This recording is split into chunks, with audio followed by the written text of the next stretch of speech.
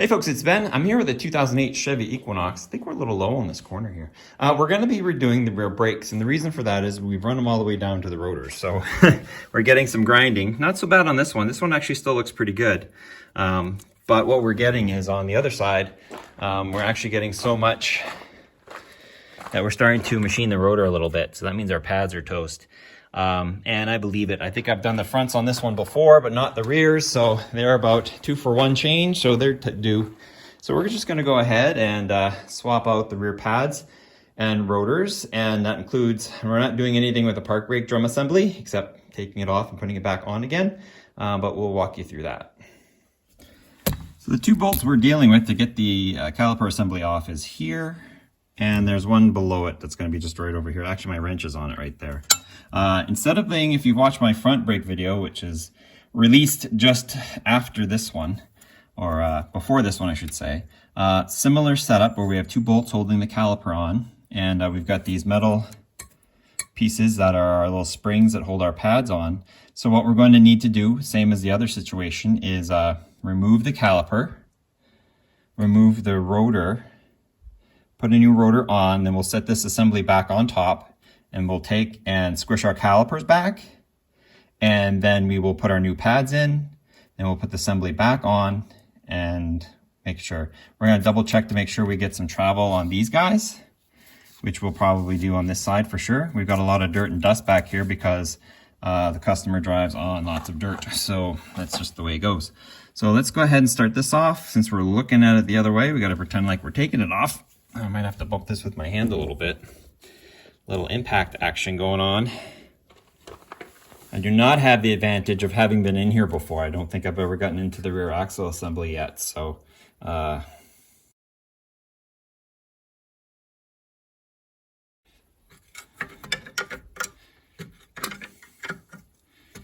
get too far. Let's go ahead and try this other guy.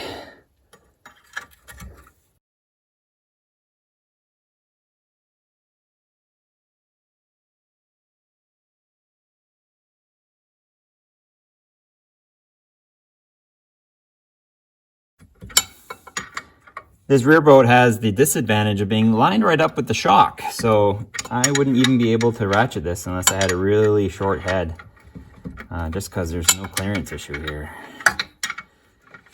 And it doesn't matter the suspension travel on this, it still would bump into that bolt. What we're talking about is right here. I'm working this guy out, but you see this nut is right here, that bolt for the, not the trailing arm assembly, but the cross member. But we're clear, so yeah, there's the red Loctite. So as you saw, our whole caliper assembly moved. So that's good. It should move our axle too, which it barely does. So there's probably some play in that CV joint. Let's get a screwdriver and pop this thing off. I think I can just flip it upside down on this little control arm.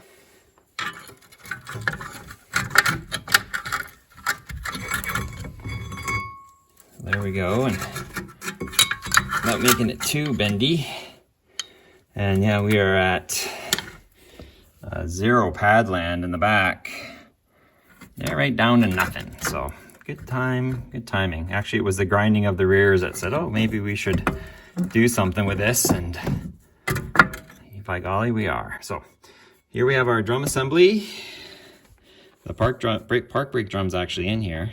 It's got its diameters and stuff that need to be on the inside if you wanted it machined, but actually they're just cheap enough to replace. Let's pop out that T25. Ooh, this could be a fight. There we go. And here we are with cute. There's our bearing assembly.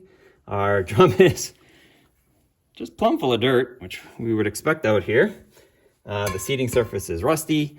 Nobody uses the park brake, so it is worn out and is just there now, so we don't even acknowledge its existence.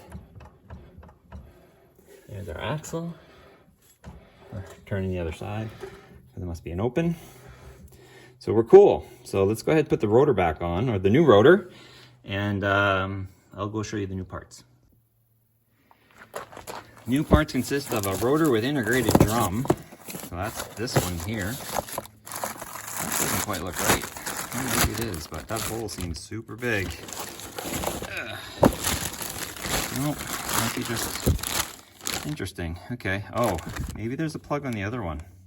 So here's our new rotor, and then our new pads are here. They come with new springs, which we'll pretend we didn't see, and new pads, which are smaller because there's not a lot of brake force coming out of the back. Let's just go ahead and grab this guy. It's not rusty, which means it's covered in cosmoline. We'll just burn that off. But come on.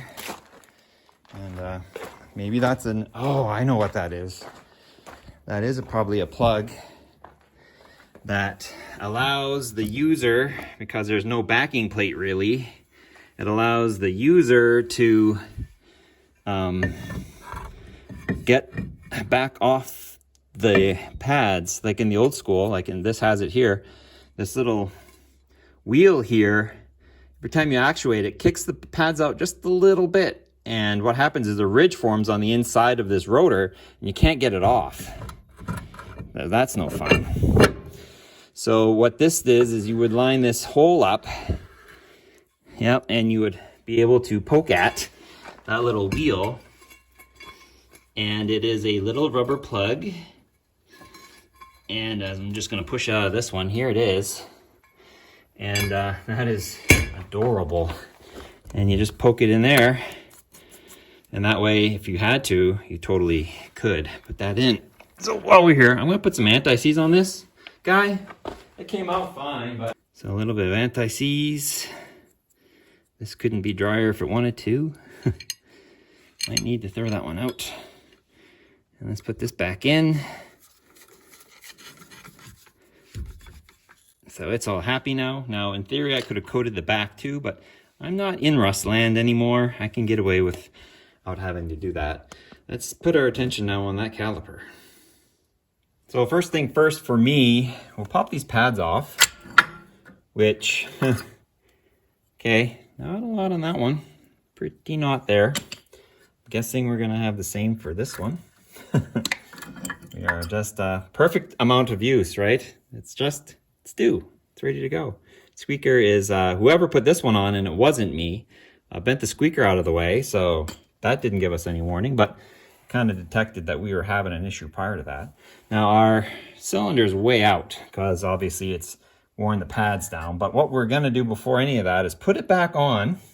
I'm gonna throw a little anti-seize on these in these bolt holes here and on the bolts, because I've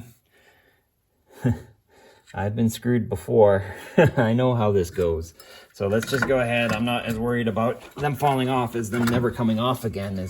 Let's make sure our calipers are moving around like they should be, right? So that's these pins here.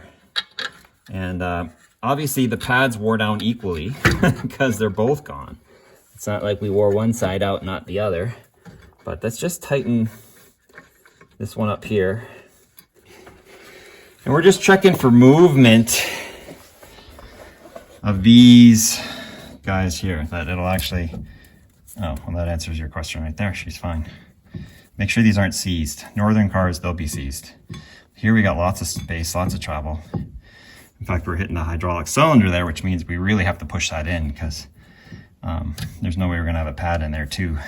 But yep, that's cool. So let's back these off again and push our cylinder back using the old pad, because why not? I don't want to damage the new pad.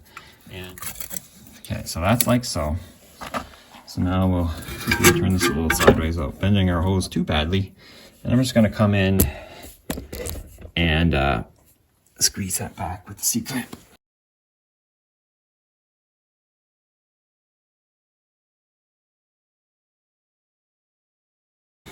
Pop this pad off. I didn't actually bring the pads with me, did I? So I'm gonna go around and go get the new brake pads. We're gonna put the squeaker on the trailing edge where I think it's supposed to be.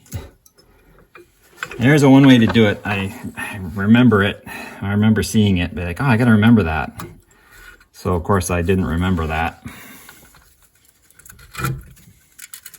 Since it's not fundamental to the operation of the brakes, outside of the fact that we didn't know they were worn out until they actually were grinding. Yeah, anyway. Ooh, those are right off the pads. You got some space there. We can slide that back like so. There we go. Let's do the other pad. Fits right in the spring clips in the back. It's very friendly back here. It's not like the front's very angry at me. There we go. Look at that. Pads are in. Take this guy. Put it back over and around. And if we slide our things over just like they should be, should have space to put this on the rotor. No, yeah, it's fighting me a little bit here. There we go. Perfect. We got anti-seize on this yet? Nope. I didn't do the top bolt, just the hole. You still on frame a little bit? Not really, just me talking to myself. All right, so let's put the new bolts or the old bolts back in. Once again, I'll let you pick your own poison. But I put anti-seize on these because I'm from the Northeast United States and everything will rust together. I'm actually not in the Northeast United States. I'm in salt-free Alberta. But for the purposes of this argument, I always anti-seize everything and then torque it down. And that's part of the training I got at General Electric too, was you can get it a lot tighter if it's lubricated, and that's true.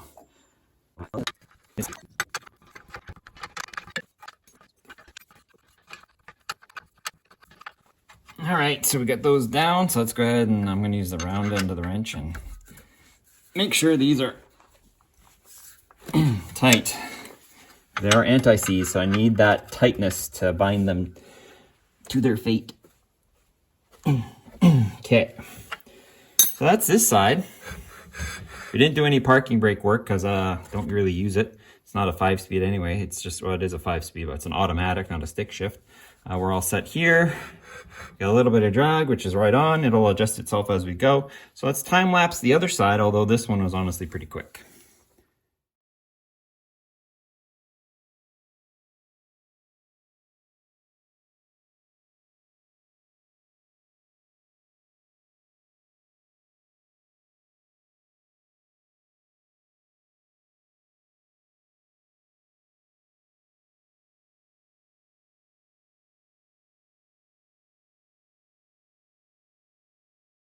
But two, when I'm squeezing those calipers, see our fluid level returned to about where it should be. I'll top it off a little bit more, but I'll leave that off so I know that it's not tight. But that fluid's going back into the reservoir. It's going through the system. So throw the new tires on and take it for a small test drive. Oh, let me drop this in there probably before the ending of the video. Instead of just topping off the DOT, I realized, well, why don't you just go, it's already dark. That's interesting. What I did is I took a turkey baster and sucked all the fluid out of it, the canister as far as I could, and then went ahead and refilled it with fresh fluid. That way, because it likes to absorb water, we'll get all that water out. We'll put some dry stuff in there, and that way moving down the road, any moisture that gets in will be into new fluid and not our old fluid. So here we are. We took a test drive. The biggest issue we ran into was that when initially applying the brake, once you did the brakes, very slowly took it to the floor and then slowly let it back up, slowly let it down again, and eventually it built pressure up. What it was doing, obviously, was where I had overly extended the pads, it was now refilling those cylinders, so now that it rests just upon them. I took it for a quick drive. I did not apply the brakes very hard, but we have wiped all the machining off, so that is very smooth now, not hot. Your issue being that if your calipers were bad, you'd get sticking and dragging. This is also fine.